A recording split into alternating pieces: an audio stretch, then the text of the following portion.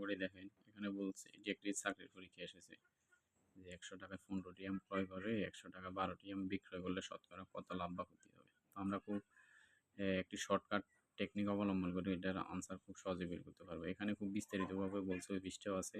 তো আমরা এইভাবে না করে একটা শর্টকাট মেথড ফলো করব।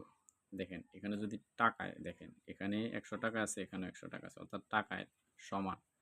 টাকায় টাকায় যদি সমান থাকে তাহলে আচ্ছা এখানে দেখেন ১০০ টাকা ১৫টি আম ক্রয় করে ১০০ টাকা ১২টি আম বিক্রয় করছে, অর্থাৎ তার লাভ হয়েছে। তো আমরা লিখুন, শর্টকাট লেখেন লাভ সমান, উপরে দিবেন ক্রয় মূল্য বিয়োগ বিক্রয় মূল্য,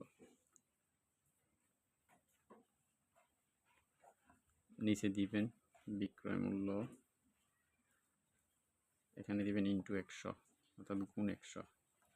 অর্থাৎ আমরা মূল্য লিখছি, অর্থাৎ ক্রয় যেটা থাকে আর কি, পণ্য যেটা থাকে আম কলা যাই থাকুক, অর্থাৎ ক্রয় কত ১৫, আমরা ক্রয়ের জায়গায় লিখুন, ক্রয়ের জায়গায় লিখুন ১৫ এবং বিয়োগ আছে বিক্রয়, বিক্রয় হচ্ছে কতটি ১২টি আম, তার মানে ১২, নিচে হচ্ছে আবার বিক্রয় মূল্য ১২, যদি গুণ কত ১০০।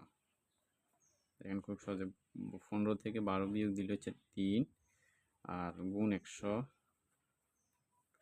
নিচে হচ্ছে ১২, তাহলে ৩ আর ১০০ গুণ করলে হচ্ছে ৩০০ ভাগ হচ্ছে ১২, অর্থাৎ ১২ দিয়ে ৩০০কে ভাগ দিলে হচ্ছে ২৫। তার মানে এটার আনসার হচ্ছে ২৫%।